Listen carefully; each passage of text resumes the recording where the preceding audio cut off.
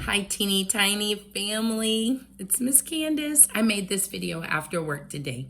So I'm not in my office. I'm at my house again. There's the big crystal.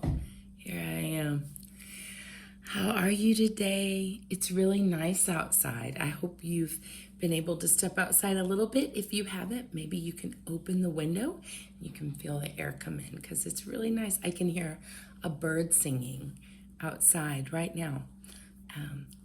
Let's sing the birdie song. Way up in the sky, the little birds fly. While down in the nest, the little birds rest.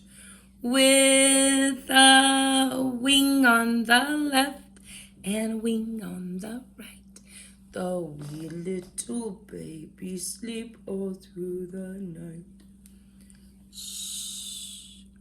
They're sleeping. The bright sun comes up. The dew falls away.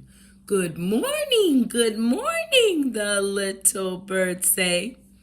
This morning, Orion and I were listening to a song, and I thought you might want to sing it.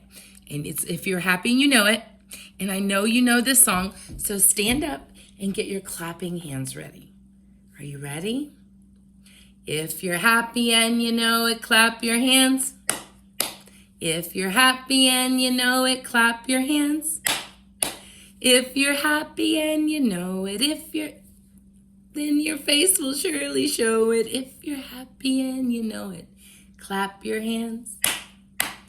If you're happy and you know it, stomp your feet. If you're happy and you know it, stomp your feet.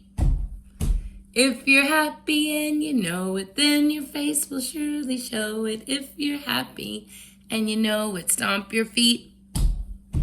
If you're happy and you know it, wiggle your ears. If you're happy and you know it, wiggle your ears. If you're happy and you know it, then your face will really show it. If you're happy and you know it, wiggle your ears. If you're happy and you know it, say peekaboo. If you're happy and you know it, say peekaboo. If you're happy and you know it, then your face will surely show it. If you're happy and you know it, say peekaboo. If you're happy and you know it, shout hooray, hooray. If you're happy and you know it, shout hooray, hooray. If you're happy and you know it, then your face will really show it. If you're happy and you know it, shout hooray, hooray. That is a fun song, and you can do that one standing up.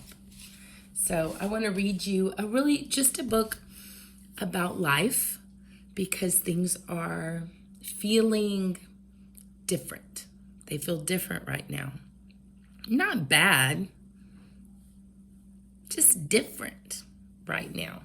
But this is a book about life. We're still living. Life is still happening. Let's read about life. This book is by Cynthia Rylant and Brendan Wenzel. It's one of my favorite books to read to children. For parents, I usually read this book when I'm doing when I was a Montessori teacher, when I would do the whole timeline with evolution on it. It's just a cool idea to remind us of the wonder of all this stuff. Life.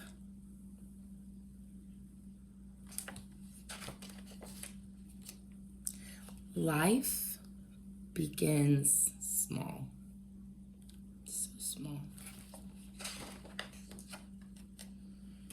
Even for the elephants. Then it grows.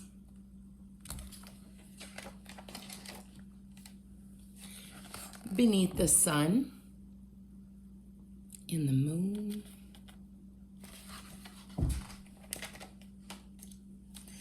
life grows. Ask any animal on earth, what do you love about life? Look at all those animals. I see a monkey and a gorilla. I see a polar bear. Oh, there's the back of a tiger. A lot of us have been watching Tiger King. Spotting that tiger. Look at that heron. And I see a whale. Do you see the whale tail? Oh, so many animals.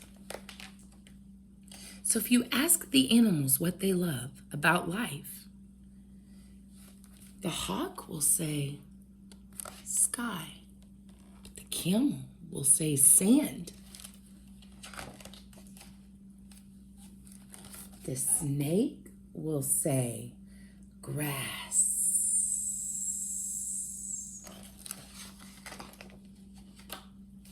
The turtle may remain quiet. It has seen much in 100 years.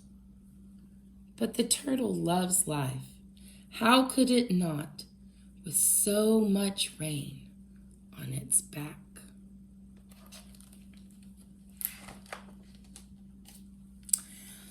Life is not always easy.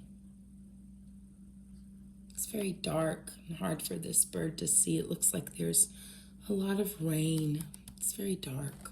It might be scary. It might be scary when you can't see where you're going and you're getting very wet. There will probably be a stretch of wilderness now and then.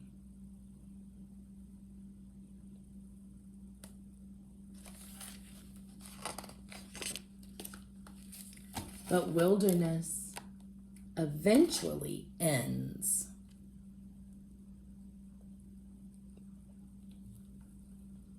End of the wilderness, out of the dark woods. And there is always a new road to take.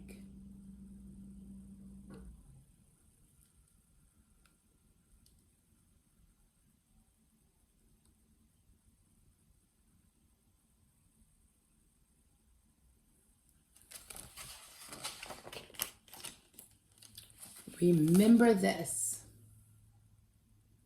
In every corner of the world, there is something to love.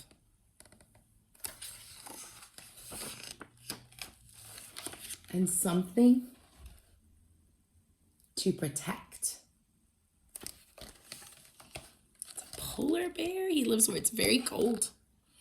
It's a gorilla. And he lives in the rainforest. And they need to be protected. They need to.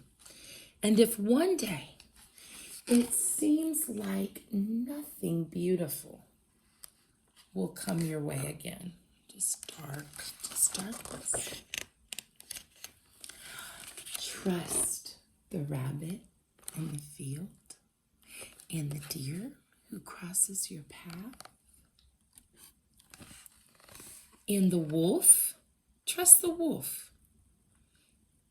And the wild geese who find their way back home.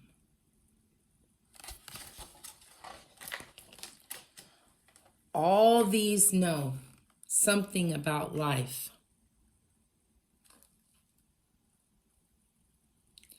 That everything is changing. Things change all the time. Everything is always changing. You're changing. When you were born, you couldn't walk. You couldn't talk.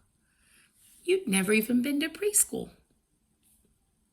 Now, many of you can go poop and pee on the potty, and you don't wear diapers. You've changed, and you will continue to grow and change, and your parents will grow and change too, in a slower way, but they will. And it is worth waking up in the morning to see what might happen, even though change can be scary. Well, it's kind of scary. Something cool could happen. Some of you were scared when you first came to preschool, but now you love it. And you know Miss Candace and Miss Allison and Miss Tara. You know your teachers. And now you love preschool. But you were scared in the beginning. But maybe you kept coming back because you wanted to see what might happen. Because we do some fun stuff at preschool. We do. You know, because life begins small.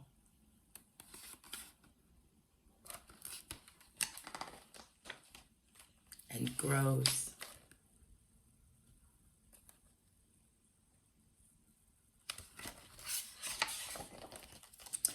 The End. I really like that book. Let's sing the Days of the Week song together. Are you ready? That book was a good book. It made me feel good inside to think that things are changing, but that doesn't have to be bad. That there are helpers who know what to do. That we can find fun ways to play with our moms and dads. Let's sing the Days of the Week. Days of the Week. Do you remember that you can snap your fingers, pretend to snap, or days of the week, days of the week, days of the week, days of the week, days of the week. There's Sunday and there's Monday, there's Tuesday and there's Wednesday, there's Thursday and there's Friday, and then there's Saturday. Days of the week, days of the week, days of the week, days of the week, days of the week. One more time. There's Sunday and there's Monday. There's Tuesday and there's Wednesday. There's Thursday and there's Friday. And then there's Saturday. Let's count my fingers. 1, 2, 3, 4, 5, 6, 7. There are 7 days in a week. So we know that. We've been singing our Days of the Week song, and we've been learning lots of awesome things together, even though we can't give each other a hug. I wish I could give you a hug. Hey, let's give each other a high five. All right. Well, it was really good to see you today, friends. Tomorrow we're going to be reading a book called Mouse Shapes, and we're also going to be reading a book called A Feast for 10. We're going to be doing some counting, and we're going to be looking at shapes. So for now, I'm going to say goodbye to you. Go play, and I want to talk to your moms and dads. I'm going to blow you a kiss. High five. All right, I'll see you tomorrow. Moms and dads, I just wanted to make a quick note that we're playing a shape lotto game at school that might be easy to replicate at home with just markers, crayons, and white paper. Some variations. Pick a few of your favorite shapes. The younger the child, the fewer shapes. So if we're talking about a toddler, maybe circle, square, triangle. If we're talking about 4 or 5-year-olds, you can do circle, square, rectangle, triangle, heart, star. Heart and star are pretty safe for toddlers too. Every kiddo pretty much learns heart and star first. Another fun way, if you feel like even that is a little difficult, would be to do like say a red triangle, blue triangle, green triangle, yellow triangle. Then you would make little pieces that match and cut them out. Make a little game board with these colors of triangles, even just one line. And this is not a competition game. This is when all the pieces are done, the game's over. Yay! But say, can you find a red? Do you have a red triangle? And then use the red triangle, and then that way you're also getting some color recognition. But you can do that creating a bigger board and have green triangles and hexagons and mix and match lots of different colors, like multiple colors of each shape on a big board for an older child.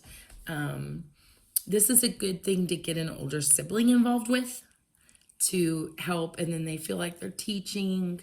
I've told this story before, but we had some snow days when I was really young, and I would go to the babysitter next door, and I might have been in 4th or 5th grade, but I was so bored, and they had a handwriting book, and I taught their son to read. And I don't remember the system I made up, but that's what I did. So use those older children. They're probably bored. So there's a little Miss Candace fun fact for you. And I hope you guys are enjoying these. I'm really somewhat enjoying making them. Like this one's going to be another paste together because my fingernails were really dirty and I had to go back. But I'm learning. I got off work about an hour ago. So I'll see you tomorrow. I hope you're staying safe out there. We want you to be safe, and we'll be happy to see you when this is over.